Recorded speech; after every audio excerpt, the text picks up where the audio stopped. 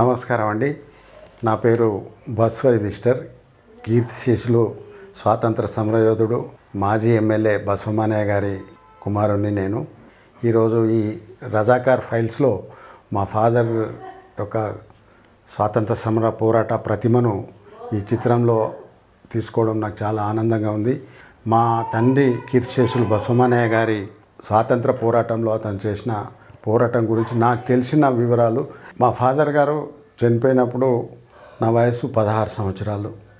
అయితే అతను జైలు జీవితం గురించి ఎన్నో సంఘటనలు తెలుసు నాకు, చెప్పేవారు. మా ఫాదర్ కూడా చెప్పేవారు. అవన్నీ వింటుంటే మాకు చాలా. ఇంకోటి, అతను చాలా అవసాన దశ. ఎప్పుడంటే నేను 16 ఇయర్స్ ఉన్నప్పటికీ అతను నడవలేకపోతుండే. అతనికి నైజాం గుల్బర్గా జైల్లో కొట్టిన దెబ్బల వల్ల ఈ పక్క రిబ్స్ బోన్స్ అన్నీ విరిగి వైద్యం లేకుండా అవి ఎక్కడో అక్కడ అతుక్కొని అంత కూర్చోవడానికి కానీ పడుకోవడానికి కానీ చాలా ఇబ్బందికరంగా బ్రతికిండు. అప్పుడు కాసిం రజ్వీ ఉరి శిక్ష తీయడానికి నా గుల్బర్గా జైల్లో 2 సంవత్సరాలు ఇంప్రీజ్మెంట్గా ఉంటే తెల్లారి ఉరి తీసేది ఉండే మా ఫాదర్ని.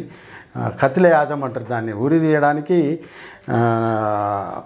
కాసిం రజ్వీ ఉత్తర్వులు జారీ చేసిండు. అయితే నెక్స్ట్ డే ఉరి తీసే టైంలో అక్కడ ఏదైతే జైలర్ ఉండేనో ఆ గేట్ మీద అతను ఒక లంబాడ్ అతను ఏదంటే ఆ 2 సంవత్సరాలు ఆ జైల్లో మా ఫాదర్ ప్రవర్తన చూసి అతను చాలా ప్రభావితమై జైల్లో కూడా ఒక ఉద్యమంలాగా తీసుకొచ్చిండు. మరి అలాంటి సందర్భాన్ని అన్నీ చూసుకున్న ఆ జైలర్ లంబడి వ్యక్తి మా ఫాదర్ను, నేను ఉంటే చనిపోతే నిన్ను వదిలేస్తా, వాళ్ళు ఏ శిక్ష చేసినా సరే అని చెప్పేసి మా ఫాదర్కు జైళ్ళ నుంచి తప్పించుకోవడానికి అవకాశం సృష్టించి తప్పించాడు.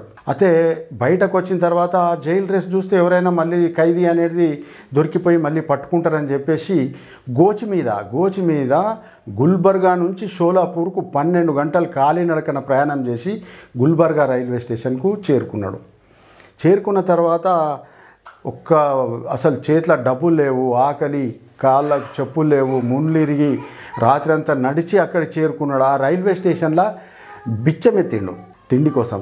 అనుకోకుండా మా ఊరైన ఒక అతను కలిసి మల్లయ్య గారని ఒక వ్యక్తి పరిచయమై మా ఫాదర్ని, ఏం సేటు గారు మీరు ఇట్లా అంటే నువ్వు ఊరికి వెళ్ళకు, అక్కడ నా ముస్లిం రజాకారులు మీ ఇంటిని మీ భార్యను కూడా చంపేసిండ్రు, తర్వాత మీ తండ్రిని కొట్టారు, నువ్వు పోతే అక్కడ నిన్ను చంపేస్తారు, అక్కడ పోలీస్ వాళ్ళు రజాకారులు అందరూ కూడా చూస్తుండ్రు, నువ్వు పోకంటే పోను మల్లయ్య, మరి నాకు తినడానికి కూడా తిండి లేదంటే నాతో కూడా ఏం లేదని చెప్పి ఇంటికి తీసుకెళ్ళి వాళ్ళ భార్య మెడలో ఉన్న పుస్తే తీసి ఇచ్చిండు మా తండ్రికి అమ్ముకోవడానికి.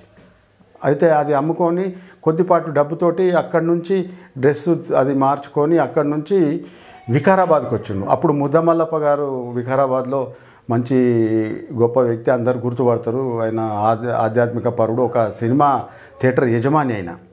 అతని దగ్గరికి వెళ్తే ఆల్రెడీ నా దగ్గరికి పోలీసు వాళ్ళు వచ్చి నీ కోసం వెతికిపోయినరు, మీరు ఇక్కడ ఉండడం శ్రేయస్కరం కాదని చెప్పి మా ఫాదర్ అనంతగిరి గుట్టలల్లో పంపించేసిండు. 1 మంత్, 1 నెల వరకు అనంతగిరి గుట్టలల్లో ఉండి ఆకులు అలా తిని బ్రతికిండు. 1 నెల ఆ గుంతలలో నీళ్లు తాగి అసలు కప్పుకునడానికి లేవు, పరుచుకునడానికి లేవు.